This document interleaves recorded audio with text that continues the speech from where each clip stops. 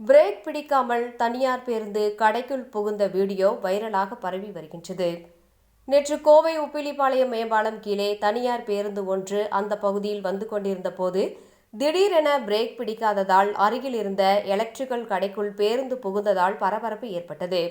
இதில் கடையின் முன்பகுதி சேதமடைந்த நிலையில் அதிர்ஷ்டவசமாக யாருக்கும் எந்தவிதமான காயங்கள் ஏற்படாமல் உயிர் தப்பினர். அந்த பகுதி குறுகிய இடம் என்பதால் இந்த விபத்து நடைபெற்றுள்ளதாக காவல்துறையினர் தகவல்.